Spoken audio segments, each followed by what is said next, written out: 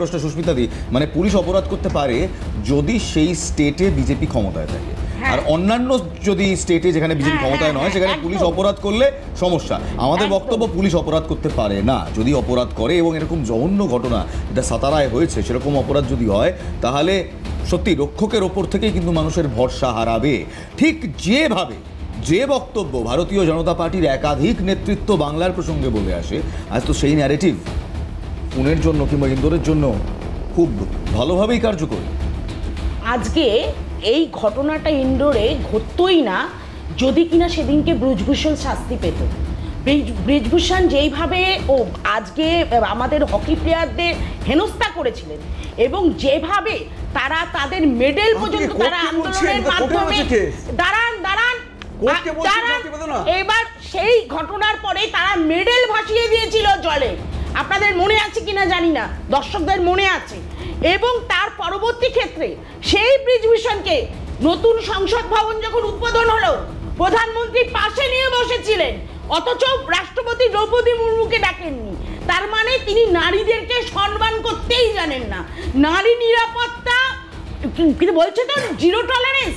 সারা যতগুলো বিজেপি শাসিত রাজ্য আছে প্রত্যেকটা 21টা রাজ্যে আপনি যান, 21টা রাজ্যেই মহিলারা নির্যাতিত হচ্ছে এবং মহিলারা দিনের পর দিন ধর্ষণ হচ্ছে। নজরুল সাহেবের কাছে যাব। নজরুল সাহেব রয়েছেন, প্রাক্তন আইপিএস নজরুল ইসলাম রয়েছেন। নজরুল সাহেব, যখন বাংলায় এরকম ঘটনা হয় নিন্দনীয়, বাংলায় যখন পুলিশ অপরাধ করে একেবারে নিন্দনীয়। তার মানে তো এই নয় যে মহারাষ্ট্রে যদি পুলিশ অপরাধ করে সেটাকে আমরা হালকাভাবে দেখব, কিংবা ইন্দোরে যদি এরকম নারী সুরক্ষার অবনতি হয় সেটাকে আমরা পাশ কাটিয়ে চলে যাব। নজরুল সাহেব, আপনি এই সরকারের স্টঞ্চ ক্রিটিক, কিন্তু কি আপনি কি একই সঙ্গে মহারাষ্ট্র কিংবা ইন্দোর সরকারের ক্রিটিসিজমটাও করবেন? দেখুন, আপনারা যে আলোচনাটা করছেন সকলে মিলে যে কথা বলছেন আমি তাদের কারোর সঙ্গে একমত নই। বেশ, পুলিশ অপরাধ করতে পারে না এটা কেউ বলতে পারে না। যে পার্টি ক্ষমতা থাক আর পুলিশের লোকেরা যাই, পুলিশের অপরাধ করা উচিত নয় এটুকু বলতে পারে। কিন্তু অন্য রাজ্যে বলুন আর আমাদের রাজ্যেই বলুন, পুলিশরা যা কাজ করে তাতে অনেক সময়ই অপরাধ করে ফেলে, তখন তাদের বিরুদ্ধে ব্যবস্থা নেওয়া উচিত। আপনি যেমন ওখানে সাতারার কথা বলছেন, নিঃসন্দেহে পুলিশ অপরাধ করেছে, তাদের বিরুদ্ধে ব্যবস্থা নেওয়া উচিত। তেমনি আপনি এখানে যদি কাকদ্বীপের কথা ধরেন তো সেখানেও পুলিশ অপরাধ করেছে, তাদের বিরুদ্ধে ব্যবস্থা নেওয়া উচিত।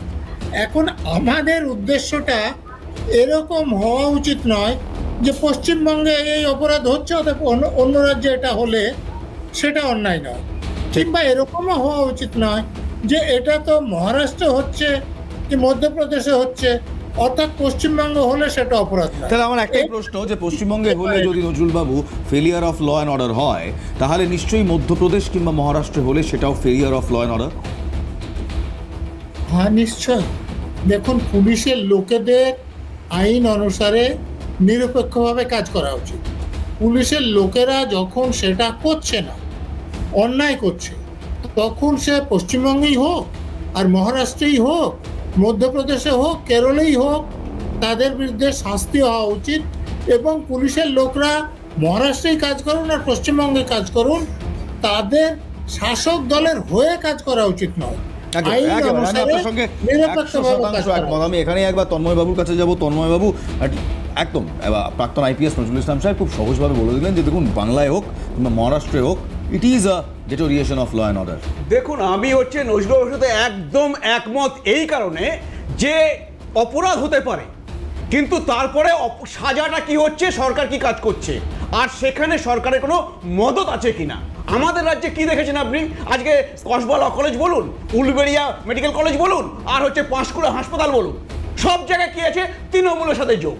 বেশ, এবং সেখানে হচ্ছে সেই জন্য ব্যবস্থা নেওয়া হয় না। পুলিশ কাজ করছে কিন্তু এই রাজ্যে গিয়ে পুলিশকে কাজ করতে দেওয়া হয় না, কিংবা নিরপেক্ষ কিছু হয় না, নিরপেক্ষ কাজ করতে পারে না, অভিযোগ তন্ময় বাবুর। কি বলবেন? দেখুন, আমাদের পাড়ায় যে বাচ্চাগুলি নার্সারিতে এখনো ভর্তি হয়নি, তাদের যুক্তিবোধ তন্ময়দার থেকে এর থেকে বেশি প্রখর। অতএব তিনি যে কথাগুলি বলছেন, না এটা ব্যক্তিগত জায়গায় বলছেন না, রাজনৈতিক যে অবস্থান তন্ময়দাকে আজকে নিতে হচ্ছে তাতে উনি ঘেটে গেছেন। কারণ এইখানে যার বিরুদ্ধে অভিযোগ এবং যে লেডি ডক্টর তিনি সুইসাইড করেছেন, একজন সংসদের নামও আছে। আমি ওটাতেই আসছিলাম, যে সুইসাইড নোটে একজন এমপির উল্লেখ রয়েছে। এখনো তিনি তার দাদা আপনি কেন মাঝখানে লাফাচ্ছেন? মিথ্যে কথা এটা। আপনি কেন কিছুই জানেন না? আপনি তো কিছুই জানেন না। আপনি তো কিছুই জানেন না। কিছুই জানেন না। সেখানে আছে কি দেখা সুইসাইড নোট শুধু হাতের তালুতে লেখা ছিল না। কিছুই জানেন না। এখানে হচ্ছে সুইসাইড নোটটা শুধু হাতের তালুতে লেখা ছিল না। সুইসাইড নোটের একটা 4 পাতার সুইসাইড নোট পর্যন্ত পাওয়া গিয়েছে, যে 4 পাতার সুইসাইড নোটে একজন সাংসদের নাম রয়েছে। আমরা সেই সাংসদের নাম সামনে আনতে চাই না, for obvious reasons, because this matter is under sub judice. যতক্ষণ না পুলিশ কিংবা প্রশাসন নিজের মুখে বলবে আমরা সামনে আনবো না। কিন্তু একজন সাংসদের নাম পাওয়া গিয়েছে। যে পলিটিক্যাল নাক্সাসের কথা আপনি বলছেন, সেটা যদি পশ্চিমবঙ্গে থাকে, মহারাষ্ট্র তো দেখা যাচ্ছে। আমাকে বলছে হ্যাঁ, আচ্ছা দেখুন, যে মহারাষ্ট্রে সাথে সাথে সেই পুলিশকে সাসপেন্ড করা হয়েছে, না 5 মাস ধরে রেপ করেছিল। 5 মাস ধরে তন্ময়দা, 5 মাস, একবারই বলছি 5